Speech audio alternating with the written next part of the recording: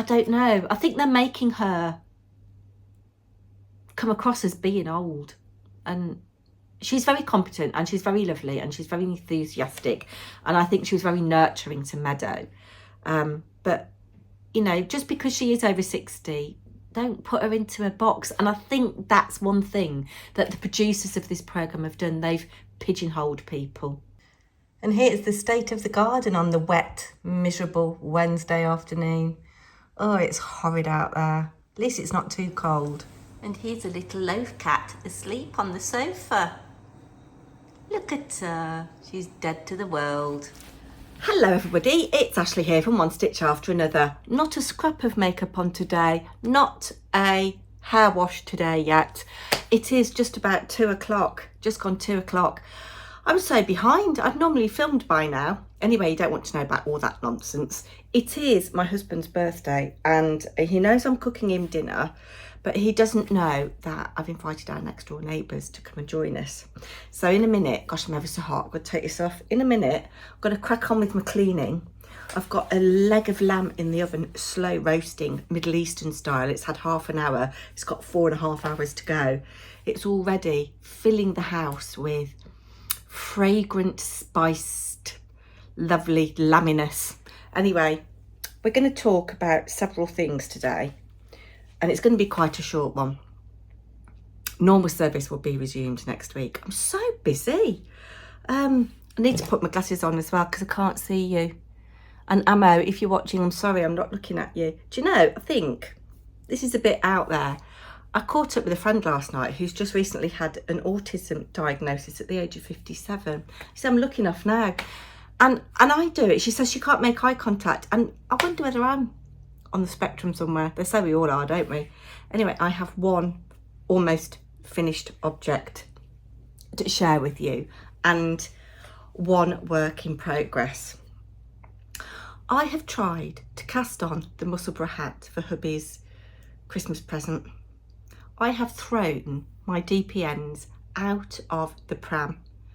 I've followed Isolde's tutorial but not actually got onto casting on the way that she has. And I think I'm going to be working on 3 needles, not 4, to start off with. But I've tried 3 times. I've done the, what is it called? Is it called the belly button? I called belly button cast on. And I can see that how it would work, but I can't manipulate my needles. So I'm going to give Isolde's a try. And if that doesn't work, I'm going to look for one that's like top up and just forgo doing the Musselburgh, which is a shame because I can see it would be lovely. But I've got so much other stuff going on. I can't cope with it at the moment. I really can't cope with it, I tell you. Anyway, my Sophie Shawl is finished. And, oh my word, I was playing yarn chicken. I'm in desperate need of a haircut, aren't I? I ran into a guy that works in my hairdressers today. He doesn't work there anymore. He used to do nails. He's working at our local Aldi and he was actually on the till that I went to. And I said, don't judge, Mike. I need a haircut. But yes, this is all the yarn that I had left. It's less than a gram. My goodness, I was playing yarn chicken. And despite having weighed the yarn, my tension must have varied. Here's my lovely cast on. My cast off end isn't quite so nice, but oh, I love this. I've obviously got to block it and weave in my ends. Yeah, I've got a loop there. I don't know why. I need to do something with that and just make it look nice. Oh, Sally. Sally's just emailed me. Sally, if you're watching, I shall read that later. Might not be today because I've got floors to mop, hoovers to push around. I've got toilets to clean. Yes. Anyway, I love it. I absolutely love it. Oh, if you ever are able to spend some money on this mix of merino, yak and silk from Lay Family Yarn, you need to do so. Oh, talking of yak, that woman still hasn't contacted me, but I haven't got time to do a duck race today. So I'll do a duck race for a little prize next week. I'll put you all in, those of you that commented yak. And I'll go back and see if anybody else has commented yak and add you to the list.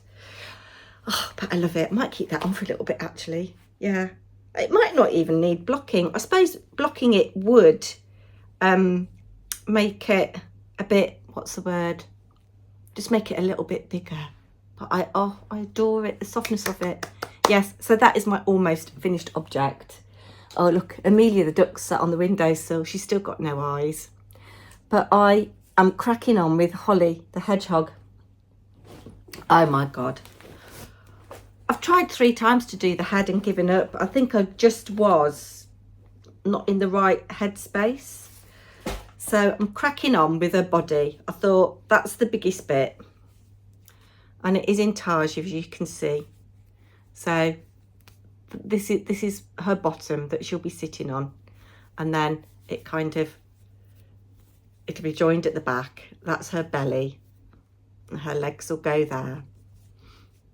So I've done, I think, about 1/3 of the body. Let's measure it up against Amelia. Or maybe just under half. And I'm really pleased. I think I'll start decreasing stitches soon, because these spikes, whichever of you lovely subscribers said it was a pain to do the spikes, you're so right. I mean, they are quite enjoyable. God, can you imagine doing a whole garment with that? Wouldn't want to, would you? Yeah. So, yeah, that's all I've got to show you knitting wise. Oh, la, la, la, la, la, la. Now, we are going to talk about the game of wool today. And I've made some notes if I can find them. Yes. First of all, I don't buy the AJ Times. I only buy it at Christmas, and I might not even buy it this year because I buy it. I think it's about £6 or something. It is £4.95 a week. But there was an article about the game of wool. I keep wanting to say Game of Thrones. This was the 1st to the 7th of November. And Tom, bless him, says the contestants and judges have become my woolly family, which is quite sweet. But they asked him the question, what does he hope we get out of this new TV show? And it says, I'd love to think that more and more people after watching this show will want to get involved. At least try it, pick up a set of knitting needles, pick up a crochet hook and give it a go. He says if somebody had told him 5 years ago that he'd become a knitting evangelist, let alone host a knitting competition on TV, he would have laughed at the time. Now, that's what Tom wants. He wants us to pick up needles if we haven't tried it before. I'm just getting my iPad. And The Guardian wrote a review of the first episode, and they were, oh, it was a bit close to you then, I'm sorry. Particularly when I look like this, it's a bit scary, isn't it? They were quite complimentary of the first episode, particularly Tom, and saying he was twinkling and, you know, all that kind of thing. But there was a really scathing article this week. Yes.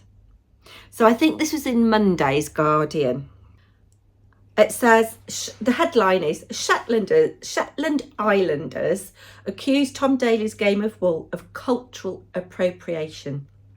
Fair Isle practitioners say Channel 4's knitting show is littered with errors about their historic craft and demand an apology.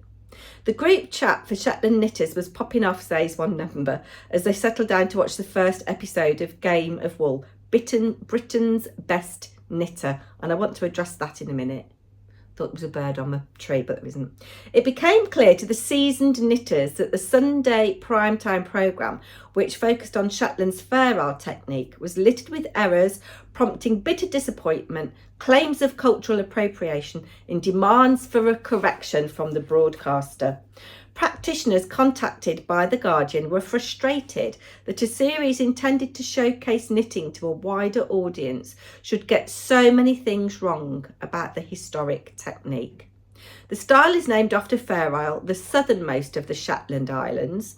It comprises a distinct set of motifs with 2 colours in every row and was popularised by Edward VIII. Shetland's Organisation for Knitters, SOK, S-O-K, founded earlier this year to preserve and protect our knitting heritage, pointed out some of the most egregious errors in a social media post. It cited the use of chunky yarn and 10mm needles instead of the traditional 2.5 or 3mm, referring to smaller designs as peery patterns, a term not used by Shetlanders, as well as the just unrealistic challenge to knit a Fair Isle tank top in 12 hours. Well, I think we discussed last week, didn't we, that they were using the chunky yarn so that they could kind of get a garment done in 12 hours. Shetland knitters were especially perplexed at Daly's horror when a contestant, Gordon Cree, was the first to leave the programme after failing to beat the deadline. Look at this, this is gorgeous. This is an example of 1920s. Sorry, you're getting glare. I'll try and insert a picture on the screen. Beautiful example there of 1920s Fair Isle. Gordon, who was referred to there, was cast off in week 1. And I think a lot of people, including me, thought that that was the wrong decision, because although his garment wasn't completely finished, it was wearable. Tom could get it over his head, whereas Dipti, Tom couldn't even model her garment. And although it was finished, it just showed her lack of skill as a knitter, which is what I want to come on to a little bit at the end of this podcast. But let's just talk a little bit about episode 2. I thought the challenges were a little bit more realistic this week.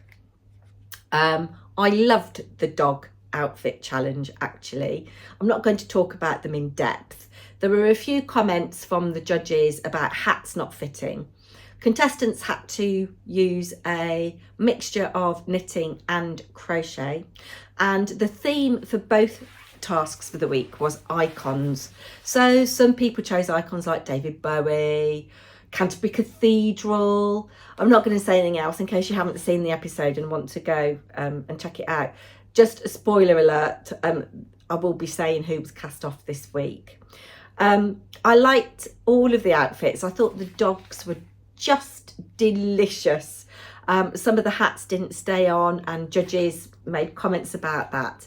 But Holger was the star of the week with his beautiful outfit for the dog, with balloon sleeves and a gorgeous little, I think it was partially knitted and partially crocheted hat with and I think the crown was crocheted in like a yellowy gold yarn. But he did a really nice pink and white stripe. Attention to detail in the tailoring you would expect from him, as he is a tailor. And I think he was rightly the star of the week for that. Stephanie, her outfit had potential. I think she had done a beefeater or something like that. I'm so tired, I can't remember what I've seen. But the judges criticised her hat for not being the correct shape, and I'm not sure whether it stayed on the dog. Oh gosh, is it Elsa? I think her outfit was lovely. Then they had to split into, well, they were split into groups of 3 to knit an iconic jumper from the 1980s, or it had to have an iconic design. Now again, I think the programme makers missed a trick here, because I think there would be, rather like if you've ever seen the programme Inside the Factory, which is on the BBC, they have sections in there where they look at the history of a certain item. So let's say they were looking at how jam was made.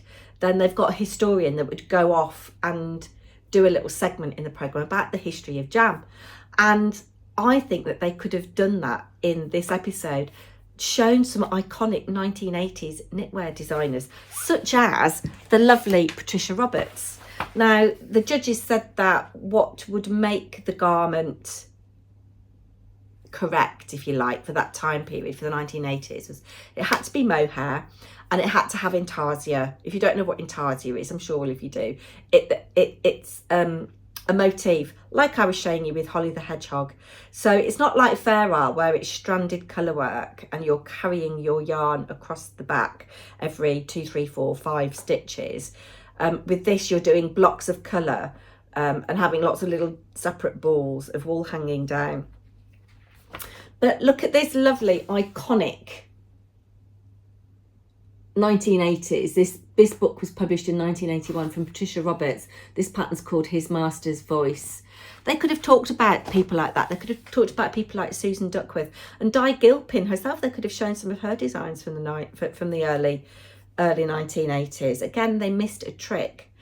They were put into teams of 3, and Isaac's team, I think, did not do particularly well. Meadow, the youngest one, I mean, bless her, she's 18, still doing her A-levels, and to be thrust into the glare of, you know, celebrity, even if it is just knitting celebrity, it's a lot emotionally, isn't it? And I guess they're staying away from home. So is she missing friends and family? She's in a different country because she's from Northern Ireland. So she's had to come over to the mainland, you know. That must be very unsettling. Yes, but their garment was an electric guitar. And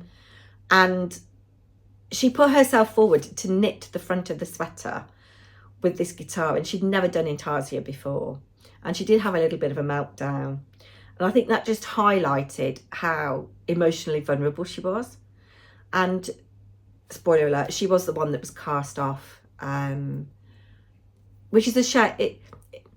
It's a shame on one hand, because I think it's good to have young people in programmes like this, because it promotes that craft to a wider age range, doesn't it? But by her own admission, she is more of a crocheter and not a knitter.